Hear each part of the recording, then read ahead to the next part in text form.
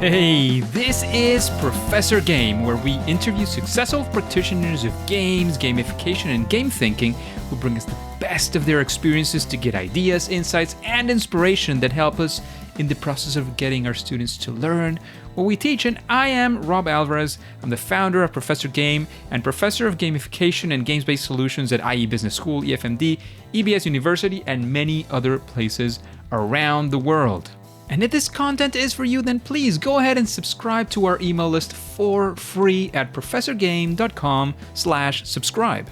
Hey, engagers, and welcome back to the Professor Game podcast. We have Charney with us today. But Charney, before we do this, we need to know, are you prepared to engage? Oh, yeah. Let's do this. We have Charney Kaye with us today. He's a lifelong artist, musician, and hacker of the beneficial type who's empathetically building technology to solve problems and connecting software with media. He has professionally built an arsenal of skills ranging from typography to Java and honed his design thinking over hundreds of projects. Charney is both a seasoned veteran and a contemporary student of human-machine interaction from R&D to implementation. He recently founded XJ Music to enable artists to compose new possibilities and background music for video games, live streaming, and environments. But Charney, is there anything that we're missing from that intro that we need to know before we start the interview? No, I think you nailed it. Let's have a conversation. Let's do this. So Charney, what are you doing nowadays? Like, what is it day to day, week to week? I don't know, whatever you want to go for, look like, feel like. We want to be there with you and understand, what does it feel like to be you? Totally. Well, I'll tell you that, especially compared to when I was very young and I first moved out to New York City, I went to film school and we were living just kind of a much more artistic, very Spartan lifestyle. These days, a lot of focus is on stability and some amount of comfort in this capitalist society that we live in here. I live in California here in the San Francisco Bay Area. And so I juggle a couple real jobs. I've got a full-time day job at a company called Endeavor, which is a pretty large corporation that owns a lot of different events. And I build mobile apps for these events, which as far as day jobs go, and I've had a number of them, I do really enjoy this. It's like really like my coworkers. Everyone's at a really high caliber of creative skill and also product management. Everyone is really at the top of their game. And we just focus on building these products that we put directly in people's hands so that they can have a good time at these events. And I connect with it. I enjoy it. You know, it's not, they don't ask us to be cult members the way that some tech companies really can. It's an entertainment company, but just I think has a pretty healthy mentality in terms of being a job. I also do some consulting work on the side for Caltech, the client I have there. And that's on the machine learning side. So when you mentioned, and I put it in my bio, that I'm both a seasoned veteran and a contemporary student, I really try to push myself constantly to be learning new things, even though that can be like, challenging. So that job has been very cool because I'm working with these PhD students that are totally over my head when it comes to mathematics. But what I'm bringing to the table is just a lot of professional experience as a software developer and helping figure out how this university research type work in machine learning, which is kind of on the bleeding edge, can also have some of the standards that come from being a seasoned software developer. And that helps with reproducibility of all the results and just making sure that everything the students are working on turns into something with longevity for the lab. So that's a smaller amount of time. And then XJ Music, as you mentioned, is something that I've continued to put a lot of time into for a few years now. And then it's also important to me to stay healthy, and put time into just eating, sleeping on a good schedule, getting exercise in, and especially getting time with family and friends and my girlfriend. And so any given day I'm trying to just not get too buried in any one of those things that I just mentioned, which probably starts for me with sleeping. When I was 19 years old, I think I slept like 3 or 4 nights a week, just constantly pushing myself, and at different times, just always pushing myself to stay awake, working on different art projects. And I do think that was one of the most critical things for me to establish in my life, and it just this daily rhythm of like, I love the late night hours. I really do. There's nothing that I personally sort of relish more than just staying up late working on some art project. But I've learned to just go through these checkpoints as the sun is setting and, we're getting into the evening hours where I start thinking about different things at different times of the day. And mostly importantly, just reminding myself that tomorrow is another day and brings new possibilities, and just let myself be excited about that. Totally. That makes a lot of sense. And I think many others will relate to those stories as well. It's easy to remember, at least for me, like you really could push sleeping a lot less. And after a certain age, I'm not going to name any ages specifically because everybody's is different in many ways, but you start to realize that, sleep is actually a thing. And, and there's things that you could do and that you shouldn't be doing anymore. Not that you can't, but that, the benefit versus the downside of things is not as good as it used to be. Let's leave it there. So that's it. Charney, let's dive into a deep question. We want you to tell us a story about a fail or a first attempt at learning. One of those times when, you were going north, things went south, complete whatever disaster you want to name it. Of course, usually that if you're still here, it means that things somehow got fixed or that you participated in that fixture, especially if it has to do with, you mentioned product design, you mentioned software development, you've mentioned that you work with music for video games as well. Something in that realm is usually what we're typically aiming at because we want to sort of live that story with you, see where it can lead us and what lessons we can take from that. Sure. Yeah, I'll tell you about a story that happened without naming the company, that's perfectly fine. Years back. And I spent my early career working in post-production for film and doing animation, design, and art direction, and then got into advertising, which was really like the biggest game in town, living in New York, doing freelance art direction. And over time, I started to realize that's not what I wanted to be doing. It felt like continually building these almost like Wild West town movie sets that are just facades stood up by planks, on the back. And I knew that I wanted to get into more real software development. And I had gone through a series of hackathons and done a lot of self-teaching because while I've been hacking and building things with computers since I was a kid, I actually went to film school. And so from a computer science standpoint, I really had to bootstrap that education. And around that time, a guy that I knew approached me and he had raised some money to start an app. And this is a good few years ago, and it's like a bit of a different climate, but I think this is still very relevant today. And, he approached me to be a technical co-founder, and I was really excited about it. And this adventure ultimately did span a couple years. And I think as far as these things go, I was treated really well. But what was interesting for me, and I think the big learning that it's incredible how even as I'm telling this story and telling this as a lesson learned, it is still a trap that I can fall into again and again. And essentially, he started off with this great idea, which is, okay, we're going to build this app that helps everybody figure out what their friends are doing tonight.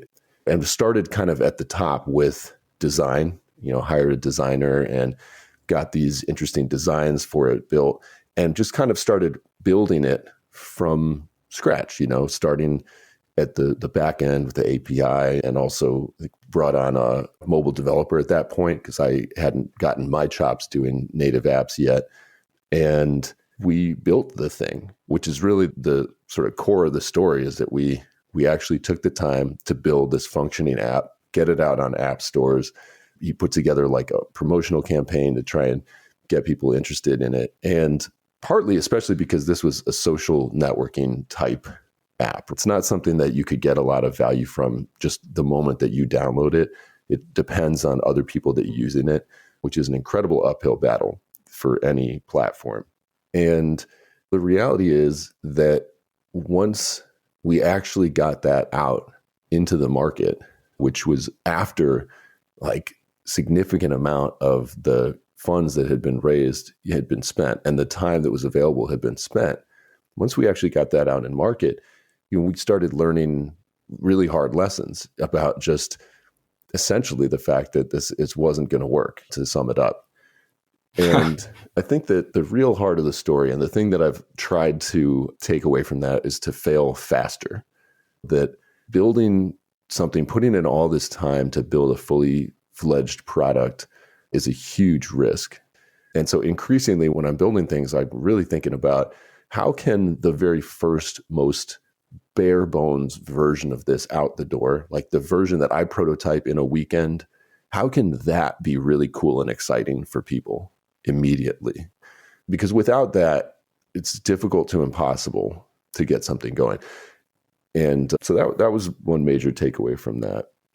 And I think this is very applicable for video game developers all the way to gamification designers and creators as well. One of the things that I think could be part of what you went through is like really, really getting a very, very fast prototype, something on the ground running to really validate if what you're thinking was actually there, or if what you were thinking maybe makes sense, maybe it doesn't, but it's better to figure it out as soon as possible. Does it make sense what I'm saying here? Yeah, that's it. And another, to sort of get into the gamification aspect a lot, because anything that we were building, even around engagement in advertising, these little apps that are just for brands that are one-offs, it still comes down to the fundamental of game design and the core loop.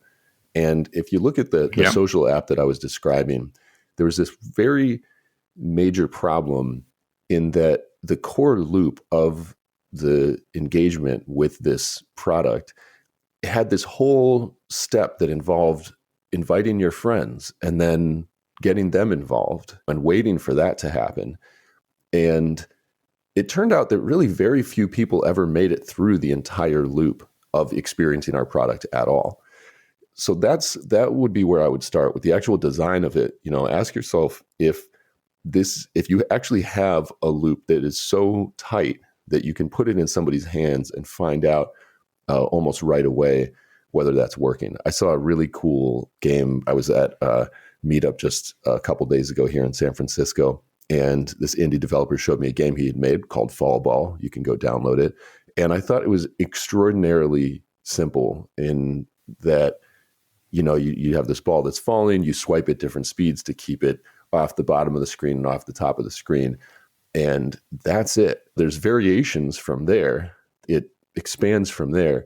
But I was really blown away by how tight and precise that core loop was, and the fact that, I had just received entertainment immediately from it, and I was happy and it was fun immediately. Absolutely. And I think there's a key there precisely on having something early on that you can test out. That core loop, as you were saying, definitely has to be there. And there and then is the time to validate this, to see if you have something that is worth pursuing, or how much you need to pivot. Because sometimes that there is something behind it, but you need to make sure that it's engaging, that it's entertaining, that it's getting the people to do the actions you want them to do, et cetera, et cetera. And, social network, talk about that. That's exactly at the core of all the social and, these engagement opportunities that games have, and that we've learned how to do them well because games that do well are great at doing. Yeah. And there's, I'll tell this other brief story that has to do with XJ Music in one of our early learnings, which is almost a way that you can do that right and still be killed by your own success. We built this platform for aleatory music, which is a kind of academic term for it. But as we get to talking about that, it's music that has been composed by people with the deliberate intention of being different every time that you play it back or perform it. And we've really tightened our focus on video game music specifically, and we've gotten to this place that I'll talk about. But earlier on, I had this idea that we would put out a music player app that you could download on app stores and listen to our demo music. And with the tools that are available today, I was able to do it really smoothly. It wasn't an incredible effort, but there were some aspects of it, like we're running HTTP live stream and like continuous fabrication of music in the cloud. And then you've got this app that people are downloading. And we did a good job, I think, on a bit of what I'm describing, where we had these early prototypes. We put them in people's hands right away, did a lot of focus testing in order to figure out what was and wasn't working, and got this music player app to a point where people were accepting it, I think, psychologically as a potential alternative to YouTube Music or Spotify. And that, I think, was an impressive achievement. We got people downloading this, using it, enjoying it. And what ended up actually killing that product and bringing me to the decision that's not the direction that we need to go was just getting the bill from our cloud services. Once we were actually shipping a significant number of these HLS music audio chunks, and we got outside of the free tier on Amazon Web Services, and I just realized, oh man, this model doesn't scale well at all. There's a cost to this. Yeah, there's a real cost to this. And I think that actually coincided with understanding that I was spreading my time and focus too thin across trying to do too many different things. And so finding the core of it and the product that we have today that we're trying to appeal to game developers to use in their games is something that's been tightened up, focused, and we just know exactly what we want people to do with it. That sounds absolutely fantastic, and sounds like a great place to be going towards for sure. And a great experience that you've had. And it ties back. I don't know if you want to focus on this. I mean, we definitely have some time to talk about this as well. About success, like where things actually went well, which kind of seems at least partially to be part of the story that you were just giving us right now. But again, whatever you want to focus on, wherever you want to take us, it's your time. So we're listening. Yeah, it was a cool moment that I was really proud of there. But, it's interesting. You got to think about distribution also. So, for example, at my day job, we have what we call built-in distribution, where this parent company owns these different events. And for example, one of the products that we built was the app for the Barrett-Jackson auto auction, which is this big, auction that happens here in the US a few times a year. And this is already a popular event. People have been attending this for decades. They've tried different apps that just didn't work out, but that didn't cause people to stop attending the event. And around the time that I had joined the team, and we were bringing together a group of creatives that had a track record of delivering these top-notch mobile app experiences. And the first time that we got an app out for a Barrett-Jackson event, that was in hundreds of thousands of people's hands. And that is just a result of the fact that those people are already paying attention to that event. Like there's this really, really clear thing that they want. There's all these cars that are in a convention center. You want to be able to search through the cars, look at car photos. Even while I was building it, like I couldn't stop myself getting lost just looking at all these cool cars. And I do think actually the most meaningful feedback we got, the thing that really made me feel like, wow, that is so cool, we nailed it, came from the employees of the auction themselves. People that, there's at least dozens of people that are walking around, that are part of the staff of the event, and they have our event now on phones and tablets. And it was the first time that they, doing their job, could look up one of these vehicles, get navigation directions through the event to actually find the vehicle. And we had people that were part of the staff telling us that it literally changed their lives. So, and that experience, like, again, just, the loop is like, I need to find a car because it's part of my job right now to go find this car. I look it up, I get GPS directions, and there it is. And it was a total game changer for them. So that was an example where everything that we were doing was following this really clear need that people already had. I think when we're building games from scratch, we're appealing to something that we know we all enjoy. Like we all want to have a good time. I would imagine most people building video games are also enjoyers of video games. If you're not, it's probably not for you. So you start with something that, you think, all right, well, I'd like to play this. But I really urge people to be incredibly honest with themselves about that specifically. Like, we're all biased to like our own stuff. Anything that I'm in the middle of making, I'm going to be extremely biased to think this is super cool and just be really excited about it. And any way that we can try to turn that mirror around on ourselves and sort of step outside of the fact that I made it and just really ask, like, is this awesome? Do I enjoy it? And I'm obsessed with focus testing for that reason. Like, finding people that are complete strangers to me and finding ways of putting my product in their hands where I'm not like in the room with them and there's no pressure. Like I really want people to feel comfortable telling me this sucks if that's how they feel about it. Yeah. And Amazing. So I think one of the, at least for me and hearing this and with some of my experience as well, is make sure that what you're doing is relevant / useful. And especially with the last part that you were mentioning, that has to do with being relevant and useful for the people you're building it for. And that's where you get to have a lot of importance of knowing who those people are. And that sounds easy and it sounds like, oh yeah, of course I know the people I'm designing for, but it's it's a lot more tricky than we tend to think. And we have to put a lot of focus there to actually be able to do it as you were suggesting just now. So thanks for all those recommendations, all those ideas, Charney, because I do think that there's a lot of value to be had there.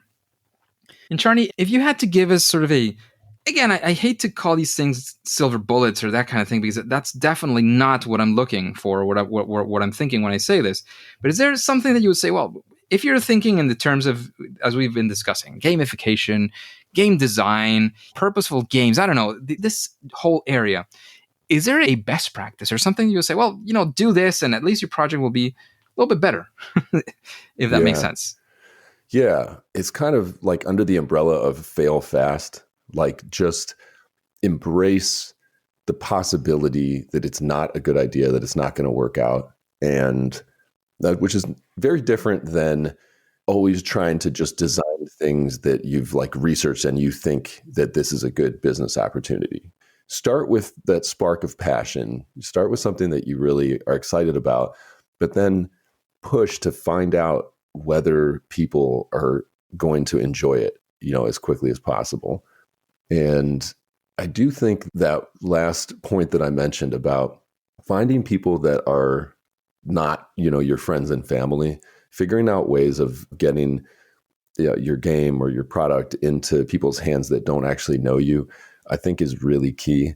And also just to getting there. Yeah. Yeah. It's key to arriving at that. And also just that time is so critical. I think that's what I see now at this moment in my life and in my career, that our own time is the most precious thing. And time can be so different under different contexts. So for example, if you're just buckling down, you're like, I've just got to build this, the way that time flies when you are just at the grindstone, like learning a new game engine, building out a prototype, it's unbelievable how much time can pass by, in those contexts. Like, a 10-hour day, a 16-hour day can just fly by. Your whole weekend can be consumed by that. So I think it's really critical to switch it up. There's going to be moments for any indie game developer, for anybody that's really putting in the hours as an artist, there's going to be moments where you have to grind, as it were.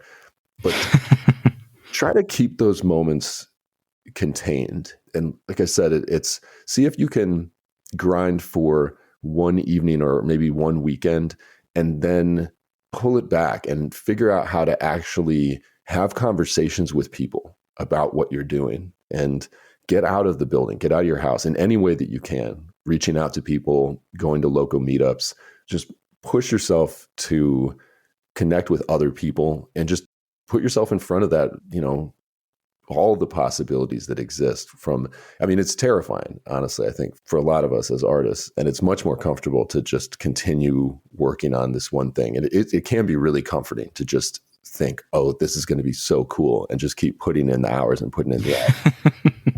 But like, unless you're literally doing it as a personal meditation, like if you have any aspiration at all that people out there in the world are going to want the thing that you're creating, just get into that loop as early as possible. Sounds great. Thank you for that recommendation. Charney, you've been on the podcast now for some time. We've been discussing all these things. You kind of know the vibe of the podcast at this point. Is there anybody that you could think of? Anybody comes to mind that you say, well, this person would, even actually for me, could be interesting to listen to them answering these questions? A future guest for the Professor Game podcast. Oh man, I'd be really curious to just hear from game music composers, which are the people that I've been tracking down the most. Somebody like Toby Fox or one of these like really successful game music composers, and try to understand, because I think it's a very different discipline. I have some of my closest friends are professional musicians, although my network, I think, is, I'd really like to know more people that are professional game music composers and understand how they go about their jobs. Cool. Good stuff. Good stuff. Thank you for that recommendation. We'll be looking into that. It's definitely not our area of expertise, but if anybody comes to mind later, just send us an email. Sure. We'll be happy to look into that.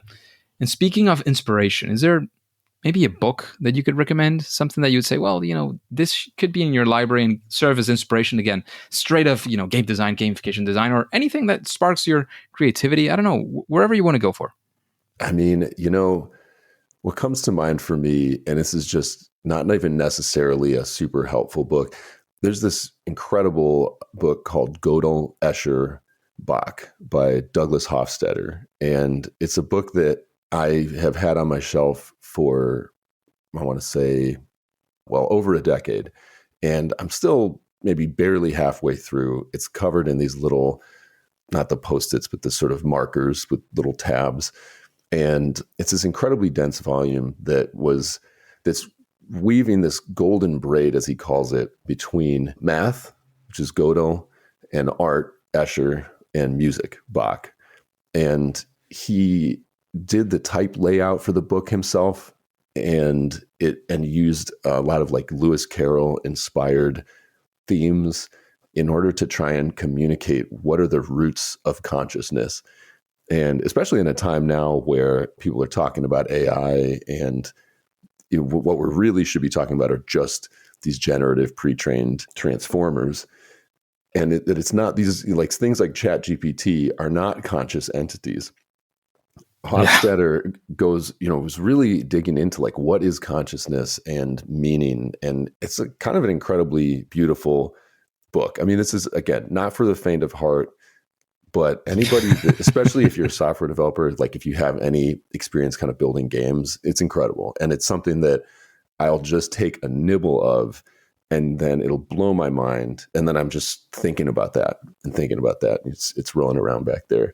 And then, I appreciate these design books, Typography and Raster System. And I apologize that I'm blanking on the names of these authors. These are like design school textbooks. And as I said, I went to film school, and it was other friends of mine that went to graphic design school that put those books on my shelf in order for me to just learn these roots. So like grid systems design and typography, also envisioning information. That's Edward Tufte is somebody that's like written a lot about that.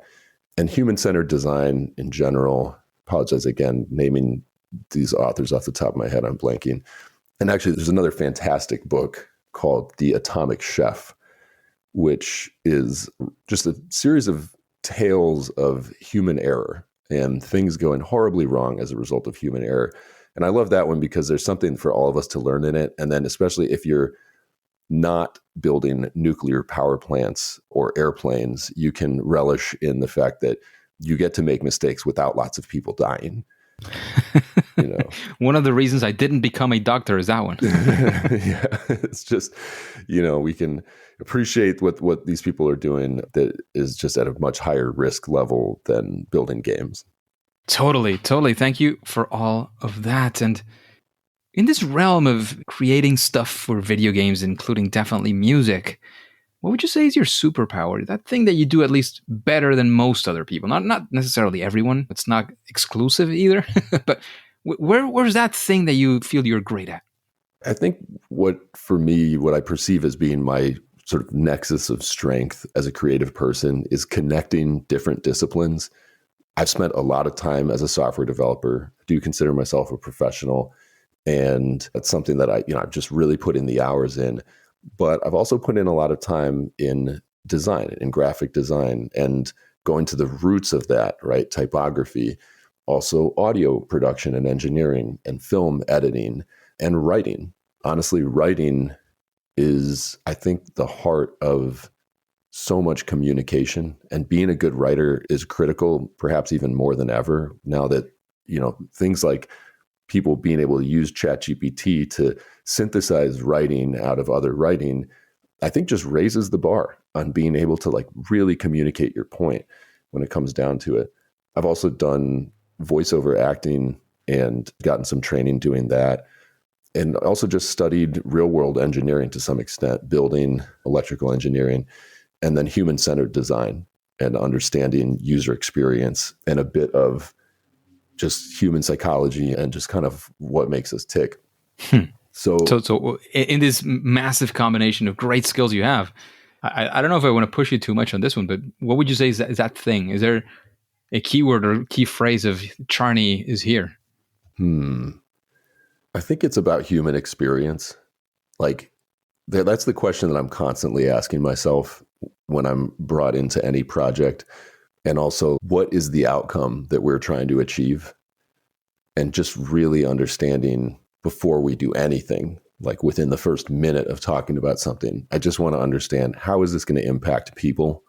Everything else, I think, centers around that. So when I'm pulling in all of these different disciplines and these different skills, I try not to get lost in any one of them and just make the center of it about creating good times, creating excellence and benefit for some group of people. Amazing. Thank you very much for that, Charney. Difficult question. After all this experience you've had with games, which one is your favorite game? Whether you've participated in it or not, that's up to you. But which is your favorite game? Totally. I mean, it's like there's such a, at some level, I'm always going to say it's this next game that I'm excited to play. But yeah, I'd say that my style, sort of my background, I've been playing games for a really long time. I go back to, there's always the first person games. So I remember being excited about Wolfenstein 3D. Like I was excited when Doom elevated that. I was excited when Quake elevated that, right? That goes back pretty far. And I also just like hats off to Grand Theft Auto over the years. I think it's maybe gone into a realm. It's not as fun to play, I think, since they introduced like jet bikes, but there's something about Rockstar's style that's pretty incredible, difficult to put a finger on. And one of my favorite games from last year was Cyberpunk 2077. I'm like replaying that so that I can get into the Phantom Liberty DLC. I think they did an incredible job. I've always also been a fan of the Far Cry series. I think that there's a way, you've given us a few. yeah, a few. So is it GTA, which you started with? No, I couldn't put that as my number one favorite because if I go back to my childhood, the other avenue of play, there's like two other avenues of play, which was adventure games and real-time strategy. So then like Secret of Monkey Island would probably be like my first favorite game, but then it's also like hard for me to choose between that and Day of the Tentacle and Sam & Max. And then you've got these real-time strategy games. Like I played Dune back in the day, and I love StarCraft too. Still love playing that, and still love trying out new games that are coming out, or like Homeworld or War Game. And then even just recently played like one of the newest versions of this adventure game that's made with the same technology as Monkey Island. I played Shardlight, and I thought that was really brilliant. So as you can tell, my answer is like, yeah, I have a hard time picking, but like top favorites. Oh, and then there's Fallout. So yeah, I mean, it's really hard for me to pick a single. I put you down for the Secret of Monkey Island. We're leaving it at that. That's fair. For now. Anybody wants more information, there's a ton of recommended games that you have definitely mentioned, which are all absolutely amazing. And Charney, thank you for investing this time in us, the engagers, this audience who's always looking to find value in experiences of our fantastic guests. Is there anywhere we can find out more about you, your work, anything else, anywhere you want to send us? Now is the moment before we take off. Thanks. Yeah, Rob, it's really been a pleasure speaking with you. And anybody out there, check out xjmusic.com. You can find everything else about me from there. Find me on LinkedIn, Charney Kaye, or Twitter, Charney Kaye. And yeah, I'd love anybody out there that works with game music, especially, to check out XJ Music. It's a music engine that we built and an entire desktop audio workstation to design the music for a game and then implement it in the game in a way that you send signals to the APIs for the music to change dynamically with what's going on in the game. we're at a point now where we're hunting for a deal with a major video game studio. And on the road there, like if you're building an indie game, we are happy to not only let you use the engine for free in your game, but we'll really put in a lot of work to help that be a success. So just check us out and let me know what you think. Amazing. Thank you very much, Charney, for all of that. However, Charney and Engagers, as you already know, at least for now and for today, it is time to say that it's game over. Engagers, thank you for listening to the Professor Game podcast. And if you want more amazing interviews like this one, please go to professorgame.com/subscribe and get started on our email list for free. We can be in contact. You'll be the first to know of our initiatives and opportunities. Everything that we create, it is for you. And remember, before you go on to your next mission, before you click continue, remember to subscribe or follow, which is absolutely for free, using that podcast app that you love, and listen to the next episode of Professor Game. See you there.